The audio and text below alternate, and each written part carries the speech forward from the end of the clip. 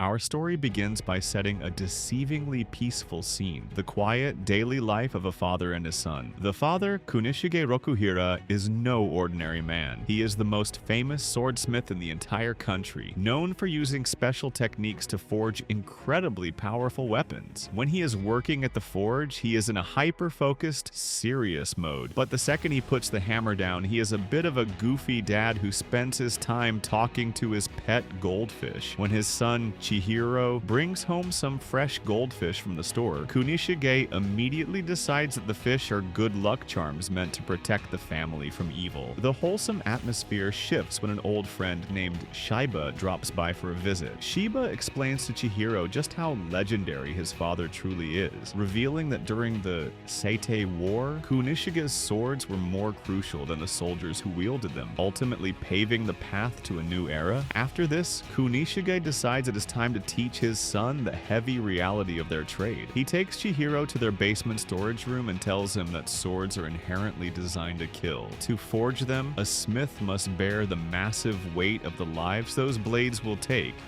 which requires an ironclad moral compass and the conviction to protect the weak while destroying evil. Chihiro listens closely and declares he is determined to handle that responsibility. Suddenly, the story jumps exactly 38 months into the future, and everything has completely changed. Chihiro is now older, clad in a black coat, and bears a prominent scar across his face. While riding a train with Shiba, he makes a chilling confession. Every single morning when he washes his face and looks in the mirror at his scar, he starts his day with a renewed hatred. The duo is on a dark mission tracking down a local Yakuza gang that essentially runs the city. These criminals are incredibly cruel. They recently crushed a citizen liberation army and are shown torturing a surviving member, threatening to track down the man's little sister to force a confession. Chihiro doesn't hesitate to act. He completely ignores the Yakuza's threats and violently interrupts the interrogation. As Chihiro draws his black blade,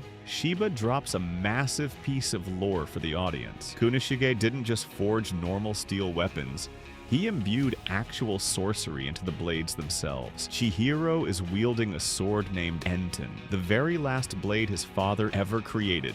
Using the sword's magical forces, Chihiro unleashes devastating techniques named Kuro and Nishiki, effortlessly slicing through the Yakuza thugs and turning the hideout into a bloodbath in mere seconds. Standing amidst the carnage, Chihiro corners the surviving boss and demands information on Hishaku, the head of a sinister sorcerer organization. But before the boss can even spill the beans, something horrifying happens. The moment he tries to speak about the Hishaku, a deadly spell built deep within his body activates. Dark, twisted roots violently erupt from the man's body, tearing him apart from the inside out and forcing Chihiro and Shiba to jump back. Whoever the Hishaku are, they are elite, extremely well prepared, and silence their loose ends permanently. Witnessing this level of dark sorcery triggers a tragic flashback to the exact day Chihiro's life was destroyed. Shiba recalls sensing that the magical barrier protecting the Rokuhira home had been broken.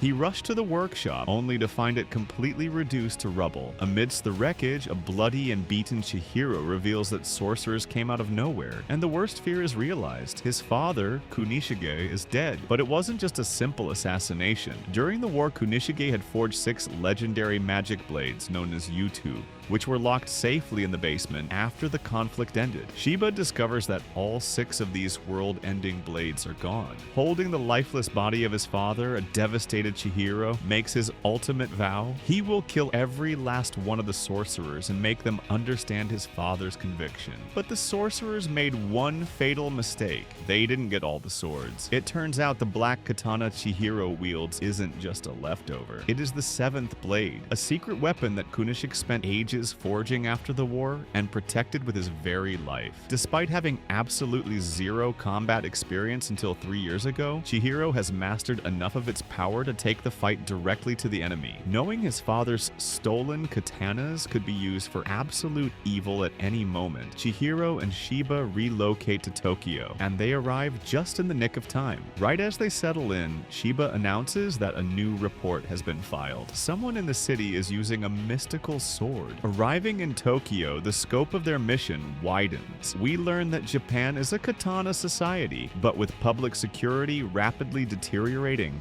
the Yakuza and high-class corporate figures are demanding stronger options for self-defense. This heavy demand has turned Tokyo into a dangerous hub where over 1,000 sorcerers now gather. Chihiro and Shiba head to the Haruharu Cafe to meet Hinao, an information broker whose job is to connect clients with bodyguards and sorcerers. She has already been circulating a bounty for the Hishaku, specifically looking for anyone bearing their signature mark, a crest of fire on the back of the hand. But their investigation takes a wild turn when a mysterious, exhausted little girl named Sharu bursts into the cafe. Sharu is an orphan with absolutely no money, seeking a sorcerer to protect her from bad guys who possess what she calls the strongest katana. At first, Shiba assumes the kid is just pulling a prank. However, Chihiro, who is naturally good at taking care of others because of how his dad raised him, takes the hungry girl to a nearby shop for a bowl of tempura soba. As they eat, Chihiro asks her to describe the so-called strongest katana. When Sharu innocently mentions that a cloud came out of the blade,